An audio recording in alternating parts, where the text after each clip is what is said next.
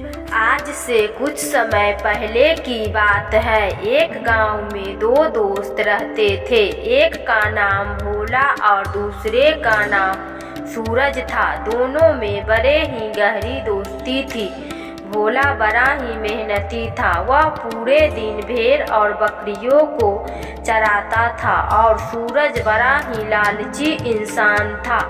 वह कोई काम करता और दिन भर अमीर होने का सपने देखते रहता था। एक दिन भोला भेड़ बकरियों को चराने के लिए जंगल गया हुआ था।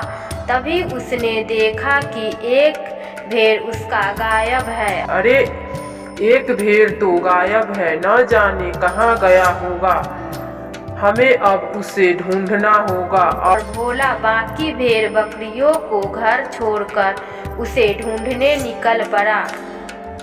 तभी उसे एक बूढ़ी अम्मा दिखाई देती है। भोला बूढ़ी अम्मा से पूछता है, अम्मा, क्या आपने इधर एक भेड़ को देखा है? क्या अम्मा बोली, बेटा, हमने 2 दिनों से कुछ नहीं खाया है। क्या मुझे तुम कुछ खाने को दे सकते हो? भोला सोचा, हमने तो सुबह ही फल खाया हूँ। मेरे पास एक सेब तो बचा हुआ है।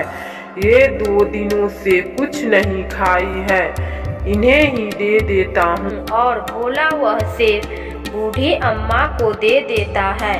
तब अम्मा बोली, बेटा, तुम जिसे खोज रहे हो वो पहाड़ी के उस पार मिलेगा। भोला वहाँ से चल पड़ता है। जाते जाते वह थक जाता है। तभी उसे एक गुफा दिखाई पड़ती है। भोला सोचा, क्यों न आज मैं यहीं आराम कर लूं। और वह गुफा में चला जाता है और वह आराम करने लगता है। अरे, बड़ी जोर की भूख लग रही है। कुछ खाने को मिल जाता तो मजा ही आ जाए। तभी वहाँ खाना आ जाता है। भोला खा लेता है और बोलता है, खाना तो खा लिया, मगर पानी कहाँ से लाऊं? तभी अचानक एक नल से पानी गिरने लगता है। भोला बोला, अरे, यह तो जादुई गुफा है। इससे जो बोलता हूँ वह आ जा रहा है। तब भोला गुफा से अपने भेड़ मांगता है। ठीक वैसा ही भेड़ आ जाता है। भोला भेड़ को लेकर आ जाता है और सारी बात अपने दोस्त को बताता है।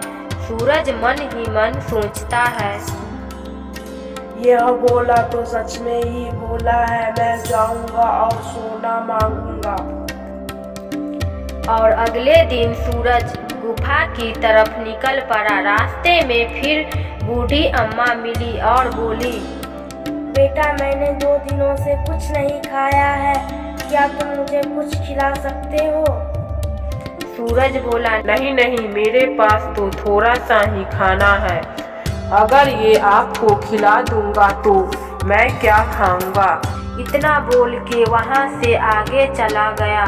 थोड़ी देर बाद गुफा के पास पहुँचा और गुफा के अंदर जाके बोला, मुझे बहुत सारा सोना चाहिए।